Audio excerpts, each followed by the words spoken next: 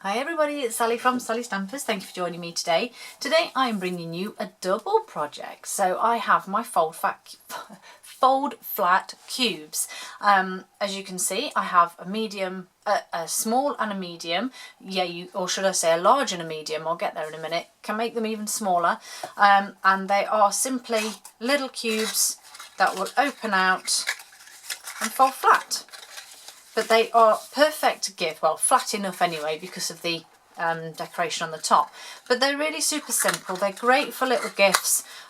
You can mix them up and then obviously just keep them in a drawer or a cupboard or in a basket or somewhere, and you can keep them all flat and just pop them together when you need them. I've used the beautiful Nature's Poem DSP and these beautiful leaf trinklets, which obviously are carrying over. And I just think they're gorgeous. They both fold flat. They're both exactly the same, just a slightly different size. So we'll show you how to make both of them. So we better get cracking.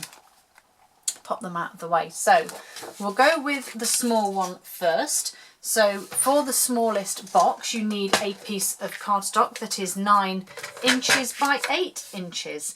So on the short side, which is the 8 inches, and that's 20 by 22.5 centimetres. On the short side, we're going to score at 1 inch, 3 inches, 5 inches and 7 inches. We're then going to rotate and we're going to score exactly the same. So 1 inch, 3 inch, 5 inch and 7 inches. And in centimetres that will be 2.5, 7.5, 12.5 and 17.5. Simple. So then we're literally going to fold and burnish all of our score lines.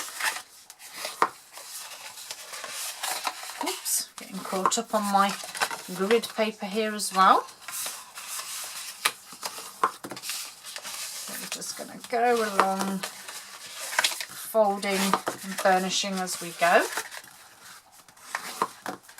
Okay, so once you've done all your folding and burnishing, we need to do some cutting, as you know. So with your thin strip, your 1 inch, which I didn't burnish, with your 1 inch to the left, okay, because the rest is all, so you've got top, left and bottom inch pieces. So on the left hand side of this one strip here, we're going to cut all the way down to the centre square. So past the first score line down to the second, cut it away a bit neater than that, if you will, thank you. And the same from the top to the bottom. Okay, so you just have that one little piece left, and then we're going to cut our wedges into that piece there. Okay, so you just have this one little tab left. The next one along, so moving across to the right now, we have a thin, 3 squares and a thin. So we're going to cut down again, down the vertical score line, past the first score line, down to the second. We're going to cut away the rectangle and we're going to cut halfway down that piece, that square, and cut our wedges. Rotate and do exactly the same. So again, we're going to cut straight down to that one, cut away the rectangle, then cut halfway and cut your wedges. So you now have this shape. Okay. So moving across one more now to this long column here on the right, we are simply going to cut down again the vertical score line all the way to the second. But this time all we need to do is cut wedges off the top rectangle. Okay, you can already see it taking shape, so we're going to do exactly the same now with the other side, down to that second score line, and then we're just going to cut wedges out of the rectangle. So we now have this little shape here. Okay. Moving across one more now to the right, we're going to be doing exactly the same as we did to this one. Okay, so again, let's cut down the side of the square all the way to the second score line. Tuck that out of the way for now, and then we're simply going to cut across halfway and cut our wedges. Repeat the other side. So we're going to go down past that first score line, cut across and create our wedges. So now we have this shape, and then for the very last one we're simply just going to cut across that one and that one, and so you are left with this shape. Easy peasy. And that is literally your box. So we're going to add our DSP to start with. So I'm still using that beautiful Nature's Poem. You're going to need 6 of these squares, and these are, hold on, let me check, 1 3/4 inches by 1 3/4 inches, or 4 by 4 centimeters, dependent on what size you're using. And this is for the medium-sized box, and they're literally going, this DSP is going on all of the full squares that you have. Oops. Even on the bottom.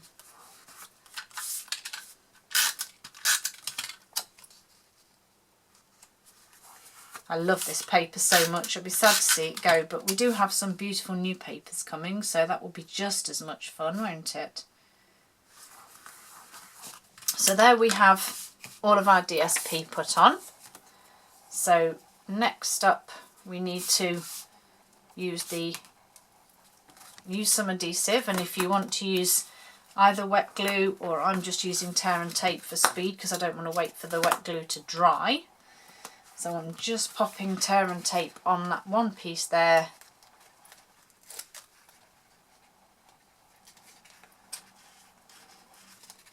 Come on.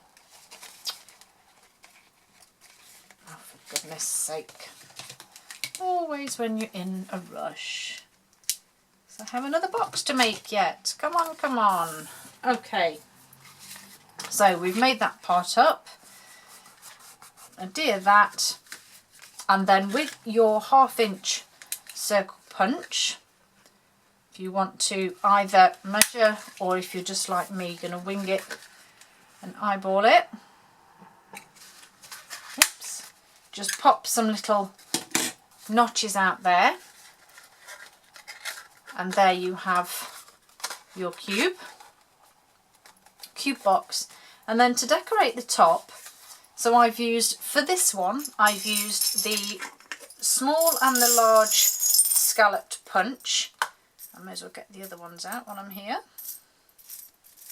The large and the small scallop punch, and the 1 1/4 circle punch, which I know is retiring, but I still wanted to use that one. And as you can see, I've simply laid these up with dimensionals. In fact, I've just checked my other box and oops, and I didn't actually use dimensionals on the purple one, but never mind. Or should I say Blackberry Bliss? I wasn't paying attention and I just randomly stuck it on, which was really bad, wasn't it? It's because I'm now aware of my time. So I'm just literally sticking glue dots onto my beautiful trinket here, and then setting it on there, and then get some snail on the back there and pop this one on the top, and that's your small box done. So the large one, let's move these out of the way and crack on. You're going to need 2 pieces of cardstock for this. So you're going to need a 9 by 6 and an 11 by 8. So the 9 by 6 is 22.5 by 15, and the smaller one, sorry, the larger one, 11 by 8, will be 27.5 by 20 centimetres. So I'm going to do the smaller one first, and this is really simple. So your smaller piece of cardstock, which I'm going to name as cardstock B, we're going to score on the long side at 3 and 6 inches, which is 7.5 and 15 centimetres, and then on the short side we're going to score at 3, which is 7.5 centimetres. On a larger piece of cardstock, on the long side we're going to score at 1, 4, 7 and 10, which is 2.5, 10, 17.5 and 25. And on the short side we're going to score at 1, 4 and 7, which again is 2.5, 10 and 17.5. So as always, we're going to fold and burnish our score lines. That's that one done. And then we're going to quickly do this one. Probably could have done some of this bit ahead of time to save time, but what would be the fun in that? So fold, oops, centre one, that would be helpful. Fold and burnish all of those score lines. So with your smaller piece of cardstock, quite simple, we are literally going to cut down the centre of the short side down to the first score line, rotate and do the same again. Okay, so you've literally just got this, and then what you're going to do on the left hand side, we're just going to cut one of them in half and cut some wedges. Whoops. And then on the opposite side, top and bottom if you like, again we're just going to cut it in half and cut some wedges. So that is your smallest piece done at this stage. Okay, and then ignore me, we're also going to cut away the full squares. I was just looking at my little diagram then thinking that doesn't quite look right. That's right, and then we're going to cut away the large squares. So you can save those for punching your circles out for the top for decoration, but that is what you should have left from your small piece. Okay, from the large then, so we've now got a thin border if you like across all 4 sides. So first off we're going to cut down the right hand side all the way past the first score line to the second, and I'm just going to cut my wedge off straight away. Likewise the opposite side down to that wedge. So on the right hand side you've just got a wedge.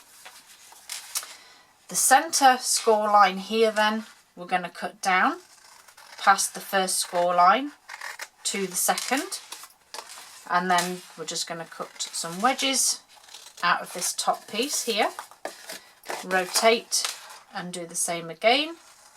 So we're going to cut down and then just cut some wedges, and then on the final left large column and the thin one, so we're going to cut down as we did on the other side, cut down the thin strip just to that last one and create our wedges. So I'm cutting all the way down there. Okay, so we've got the 2 tabs either side, and as you can see these are going to be the lids for top and bottom, and so these again need to be cut in half and wedges created. And as you know, these are my, as I like to call them, my shoulder bits. I don't know why I call them that, it just seems to fit right. And then you need to stick it all together, which is always the fun part of seeing everything come together. Oops, so get everything straight. So here we have my pieces now. So this small piece with your tabs closest to the large piece needs to be adhered onto this piece here. Okay, so again, either if you want to use wet glue or tear and tape. Where are my scissors? Oh, nearly stuck it to my grid paper. That wouldn't have been quite so clever, would it? So that's that piece done. So take the backing off. No, not the tear and tape, just the backing. There we go. So that one, again, remember with your shoulder pieces, needs to go on here, and try and line it up as best you can with these score lines, the horizontal score lines. And then we need to add some adhesive to our other tab.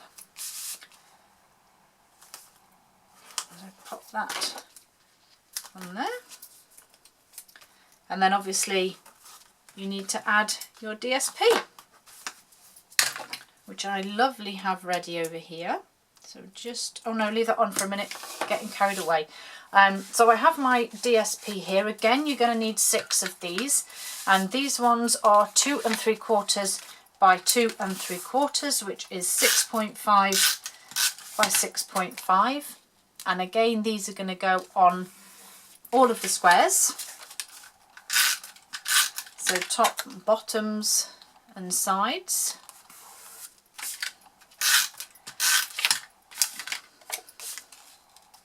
Trying to be quick because I don't want you to be thinking this takes too long.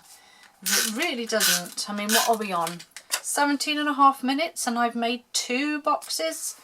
That's not bad going, really.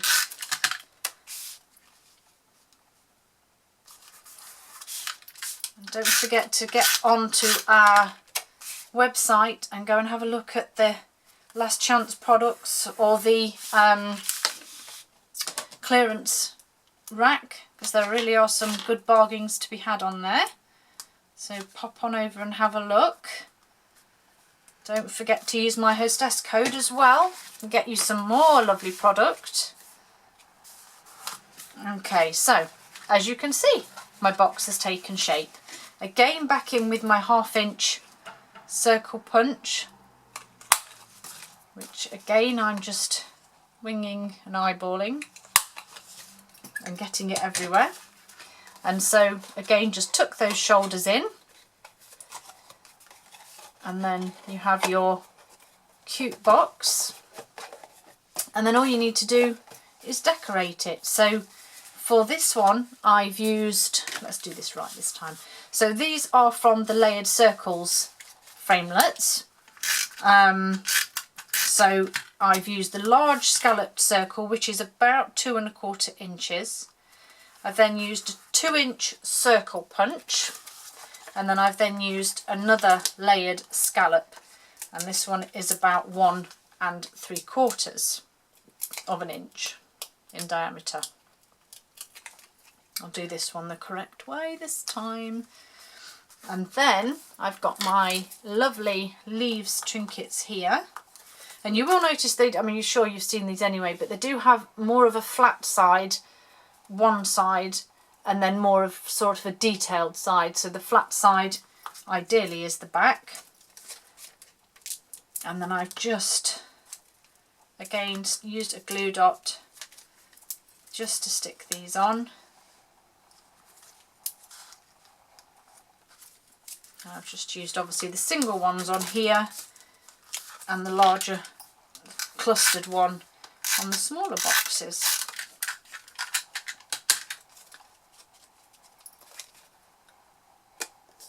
Just, oops, just open that just so as I can press that snail down. And there you have it, my large and medium cube boxes. Hope you like them. Thank you for joining me, and I hope to see you all again soon. Bye.